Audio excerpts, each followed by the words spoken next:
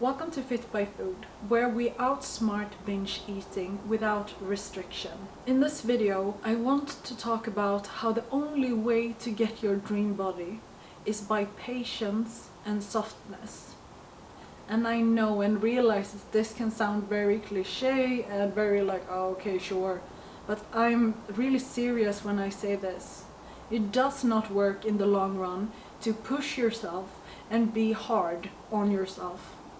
You will eventually hit those periods where you self-sabotage in consequence. And this is really something beneficial for you because it means that you can't push yourself and be hard like you're having an internal bully inside your head and just go, go, go. It doesn't work because we are essentially wired for love. If you're just bullying yourself onto some different diet schemes or just working out really harshly, you will not be sustainable in your weight loss. The alternative way then is that you see this coping mechanism, which really is what fixating on food and emotionally eating is. We reach for food when we feel overwhelmed. This is a very young energy inside us that feels helpless. The only thing that it can really think about is distraction. And this we do in varied of forms. It can be food, and most likely for you if you're watching this, it is food.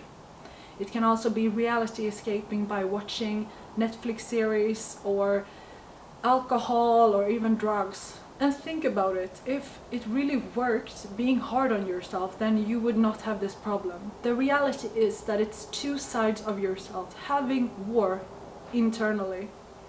That's why you feel like you don't have control of this behavior. The only thing you really can do is learn this language of yourself. Learn the internal language and get familiar with these two parts. You need to understand where they come from, where they got this belief that food will soothe these worries.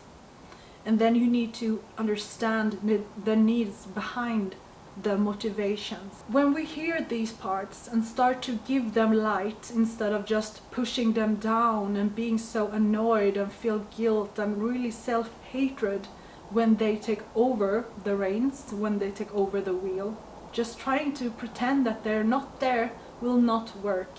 They're a part of you, and these parts needs to be met. This is essentially self-compassion, because when we realize these parts and get familiar with them and also understand the energetic pattern of these parts of ourselves, then we start to really merge our wholeness, because the parts of yourself that are taking over when you feel overwhelmed and want that coping mechanism of binge eating, it does not work to just ignore that part and try to control it with restriction.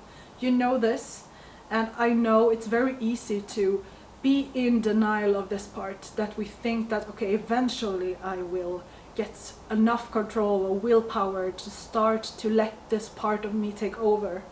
But you know deep down that this is not true. It is not true because this part of yourself is you.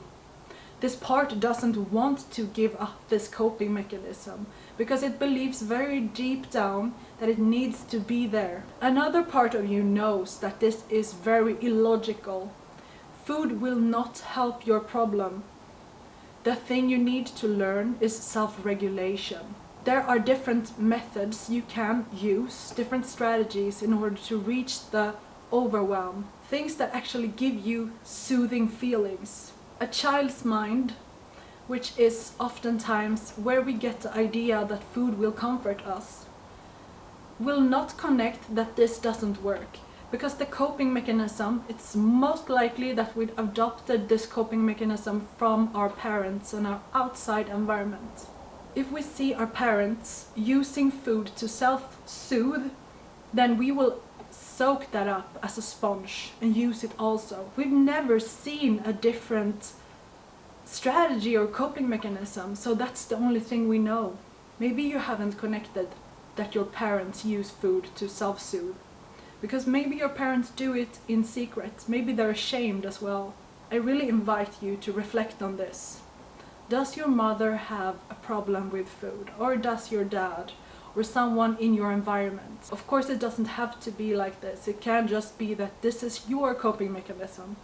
But realize again that this coping mechanism, it is a very young version of you, believing that it will help.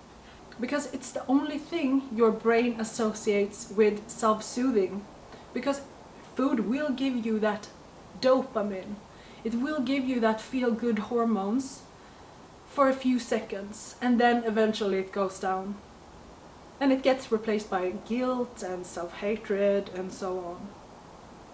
So if you really look at the consequences of what it gives you compared to what it helps you with, it's very illogical.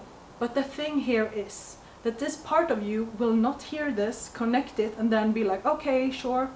It will be so adamant on keeping its coping mechanism that it will not hear what I'm saying. And that's when FitByFood comes in. It's a very unique experience to eat the FitByFood way, because we keep the coping mechanism.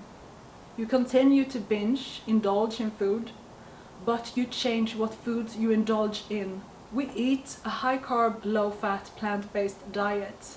This means a diet with a lot of fruits and vegetables. You can binge on that. You can eat so much and you will not gain weight. This allows you to keep your coping mechanism. So if you have long days after work and you want something to snack on when you get home, then do that. But change what food groups you use. For example, if you usually eat ice cream after work, if that's your thing, switch it up to nice cream instead. So frozen bananas and frozen berries and mangoes, and sweeten it up with a lot of coconut sugar and date syrup. Still do the binge, but change what you eat instead. Instead of eating a chocolate bar, binge on dates instead. You can flavor dates, you can do it in different ways. You can do raw date balls instead. This will be handled differently in your body compared to if you just ate chocolate or ice cream. You still snack, you still answer the craving, but you're choosing a bit more responsible alternatives, because the snacking now, the binge, is giving your body nourishment. It still fills up the craving, but it has a different effect in your body. This is a really soft way to start to approach this wound. When we've done this for enough time, you will eventually go down in weight. When you start to see that you can still binge but not gain weight, you will have a bit of a less guilt when you actually binge. You will start to realize that, okay, I can binge and still get my dream body. This creates a bit of more self-trust. It softens the inner critic. This eventually will give you a more soft approach to food. In the next step in the FitByFood journey, we go into habits, both physical and mental. We start to explore the dynamic internally when it comes to actually reaching for food. We start to rewire the brain and body connection, because most times we have a very dissociative tendency when we use food to reality escape. Eventually, when you've established a new diet, established new physical and mental habits, we can go into the core wound, which is meeting our inner child. This 3 stages is Module 1, Module 2 and Module 3. Module 1 is the first step in the FitByFood journey. You have Module 1 right now on the Get FitByFood website. Module 1 consists of 40 lessons. It has so much content, so many videos and lectures and exercises and prompts and just a lot of stuff.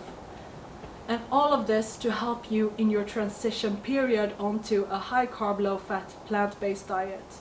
A diet that allows you to binge but still lose weight. I take you through the science of why this works. I have a bachelor's degree in nutrition and been eating this way for over a decade.